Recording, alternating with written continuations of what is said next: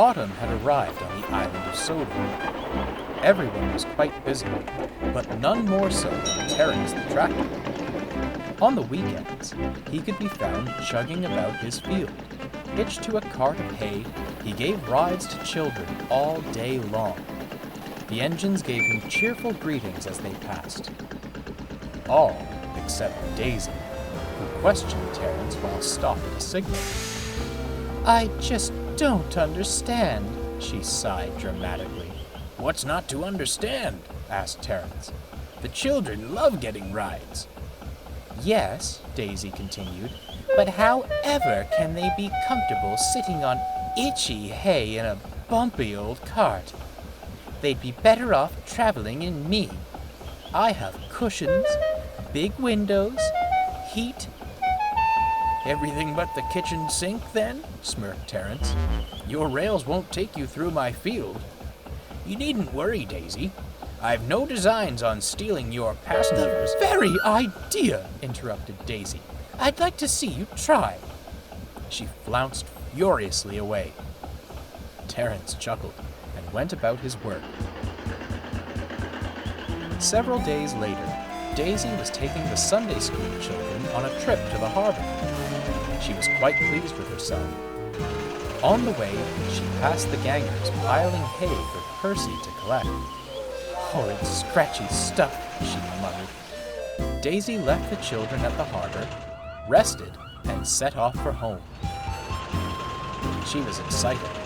Her driver had promised to give her a thorough cleaning of the sheds. As she was daydreaming about this, she felt her brakes come on. One of the gangers was flagging them down. "Some hay arrived late," he explained to the driver. "Percy left before we had it ready. Would you mind fetching a spare truck and taking it with you?" "I've a better idea," replied the driver. "We'll load it into Daisy." "You what?" spluttered Daisy. "We're cleaning you out at the sheds anyway," said the driver. "Besides, it's only hay." No, stammered Daisy. "You simply can't." "Why not?" "Oh, well," Daisy faltered. "My fitter wouldn't be very happy." "Don't you dare try that old trick on me," scolded the driver. "We're taking the hay, and that's that." Daisy shuddered as the hay bales were loaded into her. After what felt like ages, the gangers climbed aboard. Much to Daisy's annoyance, they didn't sit on her seats. They chose the hay instead. At the station, Toby was preparing to take hay to the farms. Daisy slunk in, looking very pale. "What's gotten into you?" Toby pondered. Before Daisy could reply, her driver peered out of the cab. "Hang on, Toby," he called. "We've got more hay for you." Toby was confused, but when the men began to unload Daisy, he could only laugh. "So," he chuckled, "it's hay that's gotten into you." Daisy went red with fury. "In any case," continued Toby, "I'd say it was very useful of you.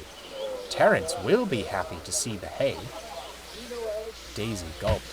She rather hoped Toby wouldn't mention this to Terence. Evidently, when she stopped by his field the next day, the story had spread. "So," smiled Terence, "you were scared I'd steal your passengers. How'd you fancy being a hay cart?" "Oh, keep your hay. You're welcome to it." Daisy fumed away. Her questions about hay rides had been more than answered.